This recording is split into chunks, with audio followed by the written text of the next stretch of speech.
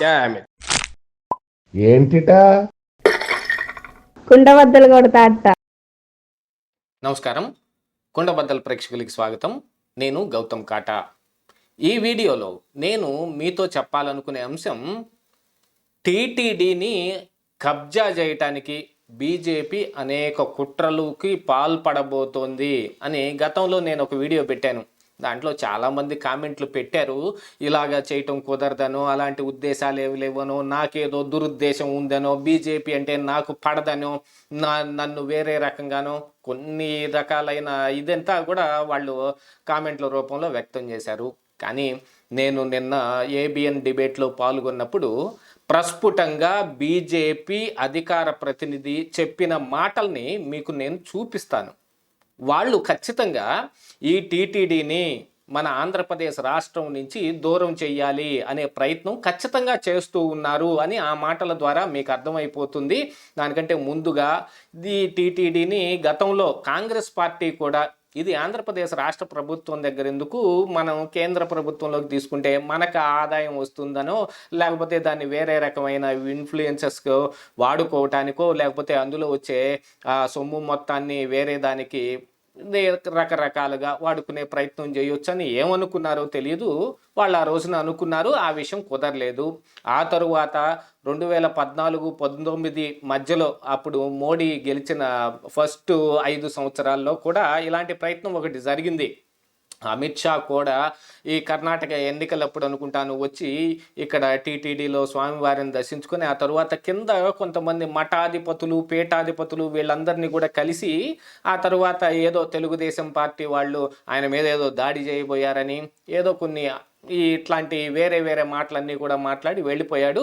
ఆ వెళ్ళిపోయిన దగ్గర నుంచి ఆ టీటీడీని మాకు అప్పచెప్పేయండి అని మఠాధిపతులు, పీఠాధిపతులు అడగటం మొదలుపెట్టారు.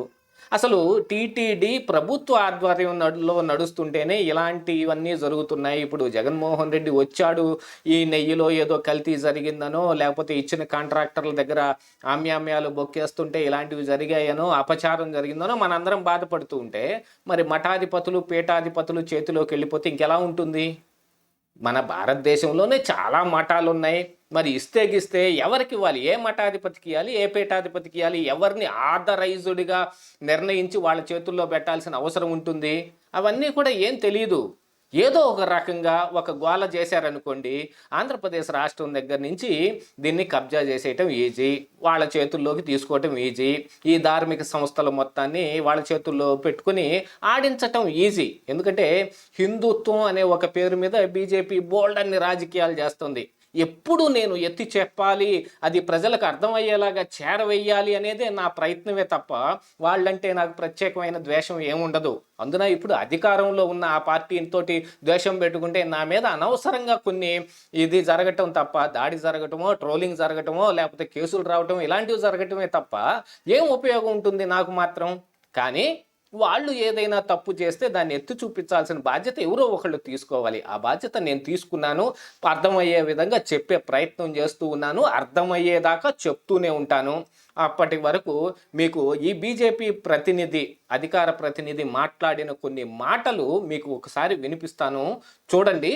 ఆ తరువాత ఆ డిబేట్లో నేను చెప్పినది కూడా మీకు మళ్ళీ ప్లే చేసి నేనేం మాట్లాడాను అక్కడ అనేది కూడా వినిపిస్తాను. కానీ ఈ అధికార ప్రతినిధి మాట్లాడింది విన్న తరువాత అసలు ఏం చెయ్యాలి అని ఒక నిర్ణయానికి రావాల్సింది మీరు, మనందరం కలిసి నిర్ణయించుకోవాల్సిన అవసరం లేదా? ముందుగా ఆ వీడియోని చూడండి.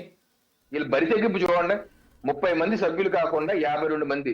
అదేంటంటే క్యాబినెట్ నేను బాగా వేసుకోగలను, ఇది చెయ్యాలంటే నాకు చేతులు నొప్పి పడుతున్నాయి, కాళ్ళు నొప్పి పడుతుంది. ఎవరేమన్నాను మిమ్మల్ని? కోర్టు తిట్టిపోసింది కదా. నిన్ను ఎవరేమన్నారు? ఆ శరత్ చంద్రారెడ్డి ఎవరో, అతనేమో లిక్కర్ కుంభకోణం ఉన్నావు అని తీసుకొచ్చి నువ్వు దీంట్లో ఎత్తా పెట్టి, ఆ శేఖర్ రెడ్డి ఎవరో, ఆ కిరణ్ దేశాయ్ ఎవరో, నువ్వు ఎందుకు వేసావు వాళ్ళందరూ అడిగారు.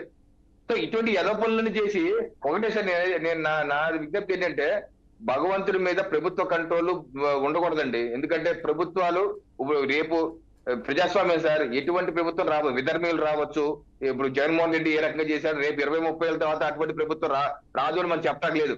అందుకని ఈ పరిస్థితి పునరావృతం కాకుండా భగవంతుడి నుంచి, ప్రభుత్వ కంట్రోల్ నుంచి గోవిందుడిని ఫ్రీ చేయాలి, స్వేచ్ఛ, స్వాతంత్రం కల్పించాలి. భగవంతుడికి స్వాతంత్రం ఏ రకంగా ముస్లింస్ వాళ్ళ యొక్క మత ధార్మిక క్షేత్రాలు వాళ్ళు నడుపుకుంటారు, క్రైస్తవులు వాళ్ళ ధార్మిక క్షేత్రాలు వాళ్ళు నడుపుకుంటారు. ప్రభుత్వ ఇంటర్ఫరెన్స్ లేదు వాళ్ళ దాంట్లో. మరి హిందువుల దాంట్లో ఇంటర్ఫరెన్స్ ఎందుకు?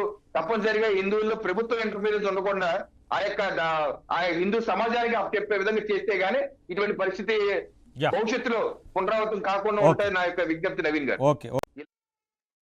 అది ఆయన చెప్పే ప్రయత్నం. బీజేపీ వాళ్ళు అనుకుంటున్నది ఇంటర్నల్గా, నాకు తెలిసి వాళ్ళు ఇలాంటి ఒక దాన్ని ప్రమోట్ చేసి టీటీడీని ఇప్పుడు రాష్ట్ర ప్రభుత్వం చేతుల్లో నుంచి మార్చేసేయాలి, వీళ్ళ దగ్గర లేకుండా చెయ్యాలి అనే ప్రయత్నం చేస్తూ ఉన్నారు. అందుకని ఇంతకు ముందు ఎప్పుడు కూడా జరగని ఈ బీజేవైఎం ధర్నాలు కూడా జగన్మోహన్ రెడ్డి ఇంటి ముందు మొన్న హెక్టిక్గా జరిగింది. ఇప్పుడు పవన్ కళ్యాణ్ కూడా వీళ్ళకి అగ్నికి ఆజ్యం పోసినట్టుగా తోడయ్యాడు. సోషలిస్టిక్ అవుట్లుక్ తోటి నేను పార్టీని నడుపుతానని వచ్చిన ఈ పవన్ కళ్యాణ్ ఇప్పుడు సనాతన ధర్మం అని పేరెత్తుకుని వెళ్ళాడు. ఇక నేషనల్ మీడియాలో కూడా అసలు యోగి ఎంతటి వాడో ఉత్తరప్రదేశ్లో, ఆంధ్రప్రదేశ్లో పవన్ కళ్యాణ్ అంతటి వాడు అనే లాంటి కొన్ని ఇవి కూడా వాళ్లే ప్రచారం చేస్తూ ఉన్నారు. నేషనల్ మీడియా అంటే అందరికీ తెలిసిందే కదా, గోధీ మీడియా అంటారు అందరు దాన్ని.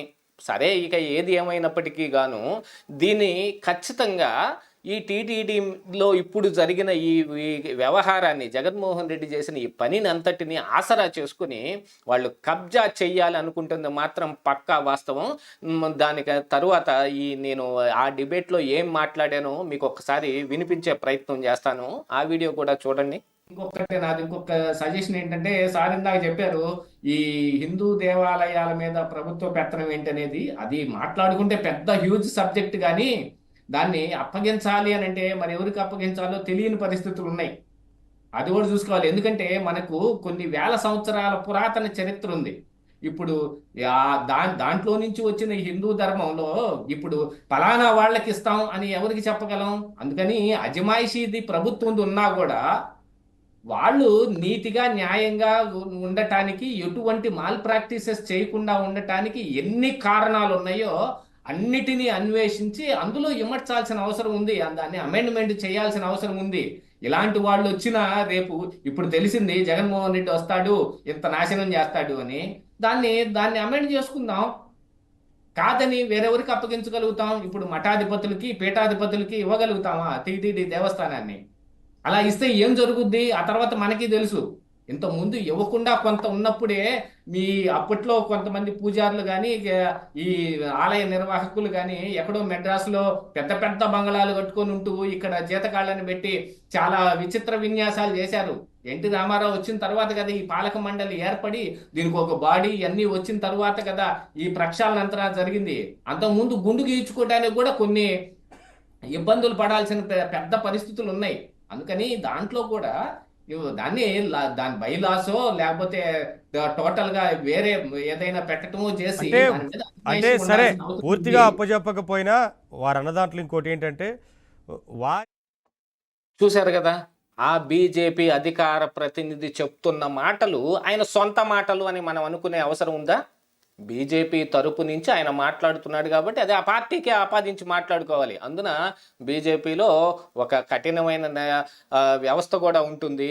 పైన వాళ్ళు ఏం చెబుతారో దాని కింద వీళ్ళు ప్రమోట్ చేయటం తప్ప ఇది వీళ్ళ సొంత ఉద్దేశం ఏముండదు. అంటే టీటీడీని మన ఆంధ్రప్రదేశ్ రాష్ట్ర ప్రభుత్వం చేతుల్లో నుంచి పక్క వాళ్ళకి మారిస్తే ఆ తర్వాత వాళ్ళు తీసుకుంటాం ఈజీ అవుతుంది అనుకుంటున్నారో మరి ఇంకేమనుకుంటున్నారో కానీ కబ్జా చేసే ప్రయత్నం అయితే చేస్తూ ఉన్నారు.